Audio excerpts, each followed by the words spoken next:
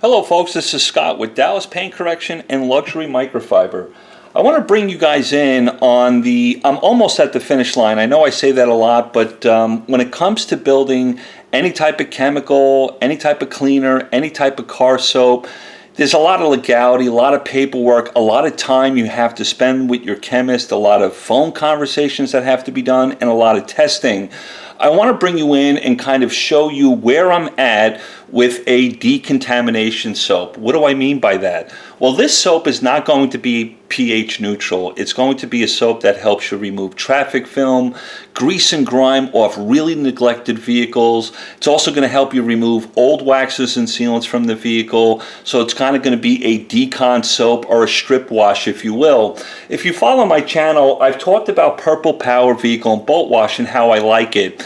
Well, here I'm getting a chance to play Monday morning quarterback and looking at that solution or that formula going, boy, I wish I was there in the boardroom, if you will, creating that soap when it first came out. There's a couple of things that were really important to me when it came to a non-pH neutral soap, a decontamination wash, or a strip wash. I wanted high lubrication of the soap inside the bucket. I wanted its cleaning ability to be excellent. I wanted its ability to be able to be rinsed off the panel and be able to get it off the car pretty quickly, because when we're working with a non-pH neutral soap, we kind of want to work out of direct sunlight and on a cool panel. I don't want to be fighting that soap when I'm trying to rinse it off. So rinsing off freely was very important without any residue. That was important as well. What I have here, this is the original blend that I've agreed to. This is what I want in the soap. I've picked the surfactants that I want in it that are appropriate to remove traffic film, grease and grime, and old waxes and sealants. I've picked the emulsifiers within it. I've picked the lubricating agents. The lubrication of this soap is amazing. When I put it in a wash bucket, if I put my hand inside that wash bucket once the soap is mixed with the water, I couldn't even snap my fingers. There's tremendous lubrication with this formula.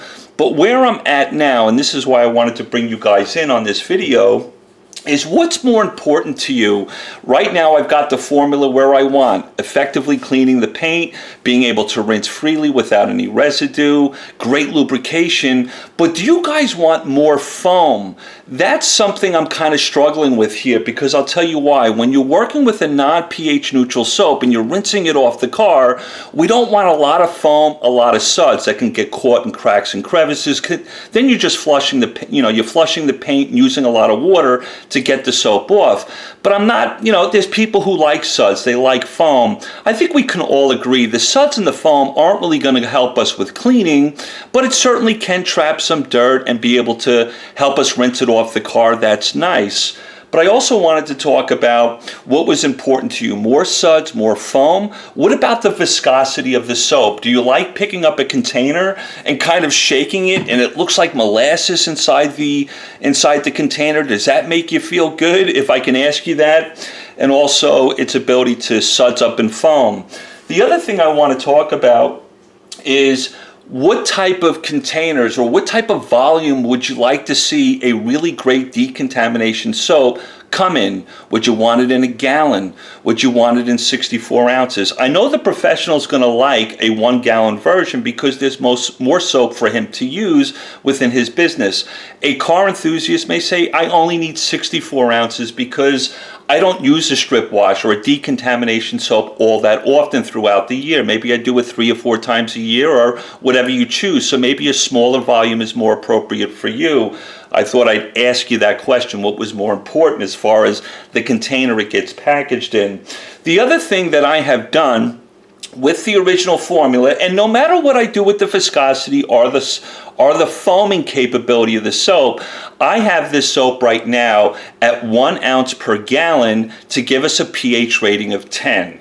I know some people may say, boy, I wish we had better dilution ratios than that. It gets a little bit difficult if you try to get a soap that has a high level of concentration that's not pH neutral to give us like half an ounce per gallon. It kind of shifts the way the soap works.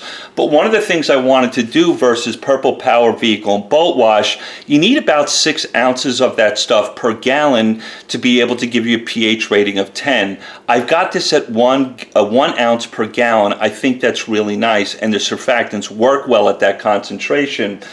I'm going to ask you a really odd question, may even be sensitive to some. What about price? If we look at Purple Power Vehicle and Boat Wash for a gallon, it's around $8 a gallon.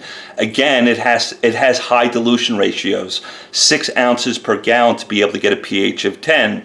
If I gave you better cleaning ability, better lubrication of the soap, better dilution ratios, the surfactant and its ability to rinse off the paint with no residue was better than Purple Power Vehicle and Boat Wash, and I sold it in a gallon, what would be a price range that would be appropriate for you guys with that scenario in play?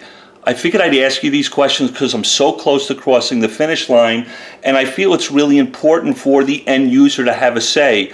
More suds, more foam, is that important?